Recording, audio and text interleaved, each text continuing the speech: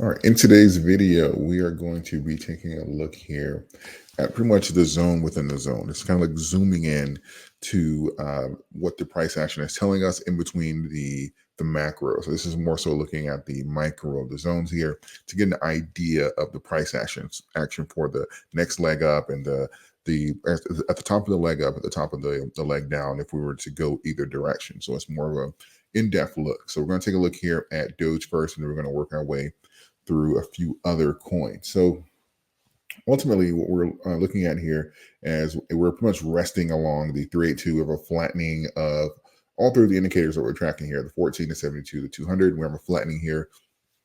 Not a bad position to be in. This is ideally what we're hoping for at this higher level up here around 10 cent.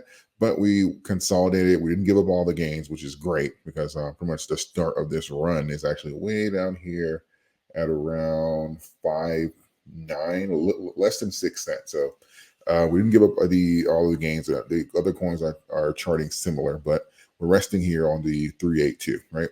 And where we are, as far as for the leg up, we're pretty much in gap territory. This is what I'm not gonna say I feared, but this is what if you remember the videos I was talking about when we were doing having like 7 green days and 8 green days, 5 green days, just back to back to back. This is what I was saying as far as for having these gaps is technically you can fill them. I'm really big on gaps. It's kind of it's one of the easiest things to actually chart. And when you have consistently in this zone here, you'll see even way back here in like May of last year, this is just gaps, gaps, gaps, gaps, gaps, and gaps, right? So the top of the leg up for Dogecoin is going to be really in like around the 9 range, like maxing out around the 9. But technically, if you're talking about rejection periods, we're looking at around like 878, right? So we're looking at high eights around 9 cent. And the cool thing about gaps is technically when it's going in your favor, or if it's going up, it's going to give you that price action relatively quickly. It's something usually that you're not even going to be able to catch. You're just going to see it happening and it's going to be like boom. And then it's just at the top of that level there. And it's, fighting to see if there's liquidity going to come in, if it's going to go higher, or if it's going to kind of rest there. It just happens very quickly. So for Doge, that's what we're looking at to the top. Now to the bottom, we actually have been rejecting off of the 0.5 mark right here in the Fibonacci. And we have rejection here and a few in January, even back here in November of last year. Some gaps really, but technically we've been able to get some rejections in this range, both to the upside and the downside. Back here in early November, same thing back in August, even going back a little further. Back in May of last year, you see similar price action, but a lot of rejections back here in May of last year. 1, 2, 3, 4, 5, 6, 7, 8, 9, at least on the dailies here, and back in May. So even if you're looking at that, if you're coming down here even to like the 682 mark, you'll see even more. If you were to get like that breakdown, but technically speaking, this is another gap. So technically this fills relatively quickly. So it's not something I would worry about right now, just because liquidity is kind of slowing in the crypto market altogether. And that's why we're kind of having that consolidation with less aggressive candles. So it's not something I'd worry about just yet. But ultimately, this 382, this consolidation here, this is absolutely fundamental. I do not mind the 40% increases and having 10 to 20% corrections, followed by another 40%. If we can establish that trend, we will be in great shape, actually. So even here, that will put us above this into like the next zone at the top of around 12 cent on the next run, even before we can have hard evidence of a bull market. So not a bad position to be in. This is really great for Doge. So let's take a look here at shorts really quick, and then I'll move on to some of the other coins. So we had a big spike today, and actually in shorts, but it looks like they're coming out. We were up quite a bit, right? Even right now, we're still up 57% on the day, but we had a big spike today in shorts, and it looks like they're changing their mind and getting out in the same day. So that's why this wick is so long here on shorts. So that's very interesting here. looks like they weren't getting the results that they thought. So, or at least something on maybe in the macro of the news kind of changed their minds, and they're deciding to exit. So we have a very long wick here. Still may close up for the day, but nowhere near what they were trying to do earlier. Interesting. Let's take a look here at BTC. So for BTC, similar action here as far as for on the gaps that we talked about. We have a flattening here of the 72 and the 14. So another a good indicator to kind of watch for is to kind of when you have some strength in the Bitcoin movement, the next leg up is going to be that 14 crossing back across that 72.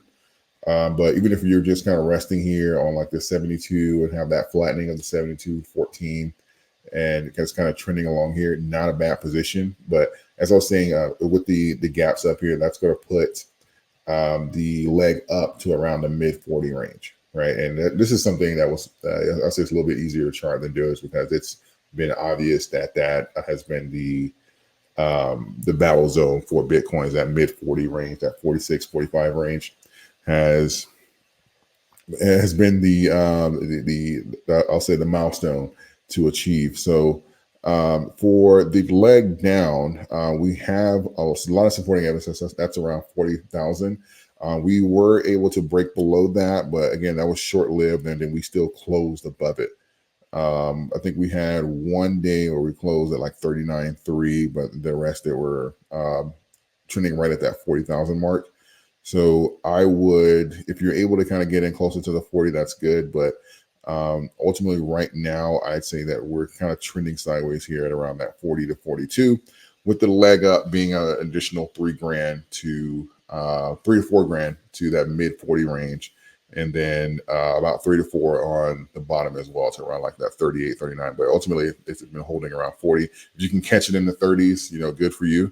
But it reacts very, very quickly when it drops below 40,000. So good luck trying to catch it that low. But if you can, it's certainly a great deal, especially if you're long on Bitcoin as most people are. So it's not the end of the world if you catch it down there. It's actually, consider yourself fortunate. Now, this is interesting because the 14 on Ethereum is catching up to what was happening in Bitcoin. I think last week we had the 14 cross the 72. We'll see if we'll get some price action that will kind of reflect that to see if we're going to have that signal of the death cross, because Bitcoin kind of ignored it. Dogecoin kind of ignored it. This is what I was talking about in a short that I just posted a few minutes ago. So you can check that out. But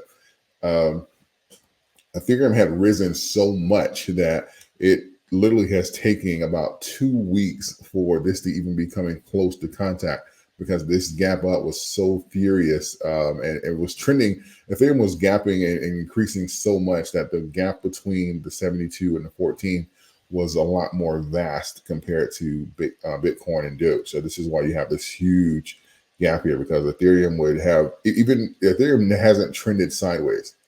That's the thing. This is the most it's trended sideways was probably back here in early January. But if you take a closer look, Ethereum has trended up, even when you have a brief consolidation, but the trend has always been going up. Even as quote unquote consolidation, it would just slow down in volume for the day, but it was still somewhat trending up. So this is very good for the coin here. And they kind of have like that rest and kind of bouncing off of the 72. The leg up for this run, I'd say will be around the mid 2000 range, around 24 to 2500. And here you have a lot of evidence here that it's been trending somewhat up to 72, but only about $300 lower at around the 21 to 2000 mark. You're seeing a lot of support, so a lot more narrow window, and that's kind of how you have this strong movement, is because it's only like a $200 difference between where that liquidity comes in and where it sells off. So this is why you see such an aggressive trend here with this going up. I do believe Ethereum eventually is going to go to 10K. So I think a lot of people are taking positions here and very few are selling off. So that is going to be the range for Ethereum here as well. Let me go back and take a look here at Bitcoin shorts. I guess I got to put in USD first. There we go. Yeah, Bitcoin shorts are coming out down 10.77 on the day. So looks like the only thing that they were attempting to move into was Doge, and then they had a change of heart on that. So very, very interesting on that. But ultimately, these are the ranges. This is the micro inside of the macro. Um, if you are looking to kind of get in there, just kind of keep an eye on it trending toward those directions as far as the numbers I gave for like the downside. But ultimately, we should trend somewhere in the middle of all of these. This is us just establishing floors. You will see this several times throughout the next bull market. It's not an uncommon thing. You'll have the run, then you have the rest, the consolidation, then you'll have the run. So just kind of expect that. If you're looking to always accumulate, obviously you kind of want to do it at the best prices, especially if you're trading these coins. You're going to want to accumulate now as far as like on these rest, and then it kind of positions you for the next run. And then obviously you do your swap or however you're playing the coin. So let me know your thoughts in the comment section. That is my price update, and I will see you guys in the next video.